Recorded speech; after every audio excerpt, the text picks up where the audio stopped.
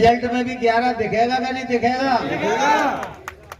जब मैं चुनाव लड़ रहा था तो ये देश राज और तो जब चुनाव हुआ तो इसने कहा कि भाई साहब कुछ वोट अपने कट गए। मैंने कि क्यों कट गए? इसने कहा अजब सिंह कांग्रेस से चुनाव लड़ रहे थे तो कुछ लोग कांग्रेस के प्रभाव में चले गए।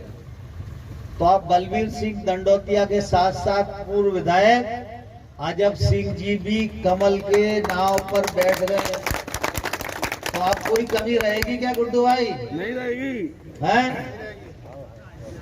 और पिछले बार जब चुनाव था तो हमारा प्रचार करने आते थे केशव सिंह, यतीन सिंह, वीरेंद्र अरसाना, हमीर सिंह, तो ज्यादा वोट नहीं मिले। बाकी लोग कांग्रेस में थे। तो अब राकेश मावई भी कमल की नाव में बैठ गए हैं। तो आप कोई कमजोरी पड़ेगी क्या भैया? है कोई और इधर उधर बचा हो तो बताओ। अभी 6-7 दिन चुनाव में है।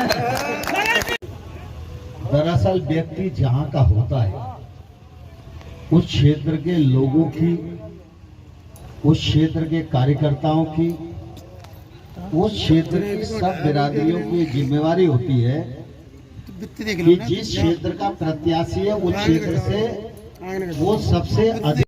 जब सांसद का चुनाव लड़ता था तो आप सब लोगों ने अम्बा पोरसा से मुझे सबसे ज्यादा से जिताया। तो मैं जीतता था ना फिर पूरे क्षेत्र में है। तो दिमनी की जीत नंबर 1 की होनी चाहिए कि नहीं होनी चाहिए? सब लोग घर से निकल के जाओगे? गर्मी बहुत है।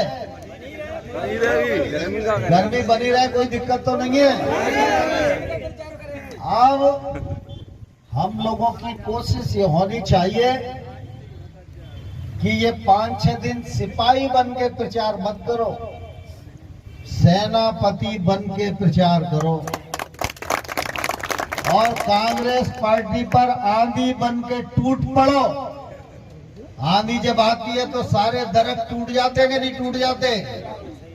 ऐसे ही अगर आप आंधी बन जाओगे सारे दरख्त छूट जाएंगे, कांग्रेस की जमानत जब्त हो जाएगी और दिल्ली की विजय नंबर 1 पर हो जाएगी। हम सब लोगों को संबोधित कर रहे थे तो उन्होंने हमें बताया कि ये लड़ाई व्यक्तियों के बीच में नहीं है, ये लड़ाई दलों के बीच में भी नहीं है, ये लड़ाई धर्म और अधर्म के बीच में है। पहले जब चुनाव होते थे तो चुनाव प्रत्याशियों के होते थे, कांग्रेस और भाजपा का होता था। आज ये चुनाव धर्म और अधर्म के बीच में है। देश को बचाने वाले और देश को तोड़ने वालों के बीच में है। आज का ये चुनाव धारा 370 समाप्त करने वाले और धारा 370 का विरोध करने वाले लोगों के बीच में है। और आज का ये चुनाव राम मंदिर बनाने वाले और राम मंदिर बनने का विरोध करने वालों के बीच में। 2 करोड़ हिंदुओं की आबादी में एक पार्टी के लोग अगर ये कहें कि हम सत्ता में आ जाएंगे तो सनातन धर्म समाप्त कर देंगे, हम लोगों के लिए डूब मरने वाली बात नहीं है। क्या कोई भाई का लाल है जो हमारे होते हुए सनातन धर्म पे आंच आने दे? है कोई? बताओ। अब तो कांग्रेस ने हद ही पार कर दी है। ये प्रत्याशियों का मामला नहीं है।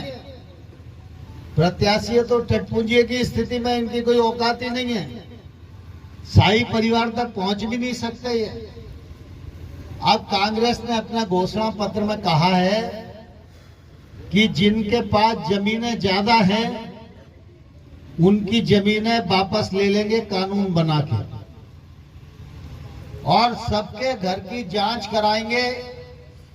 बहू बेटियों के पास जिनके पास ज्यादा जेवर है वो सारा जेवर एक निश्चित सीलिंग कर लेंगे। जैसे किसी पे 40 तोला सोना है तो तय कर देंगे भैया तुम्हारे पास 5 तोला सोना रहेगा, बाकी 35 सरकार में जमा करो।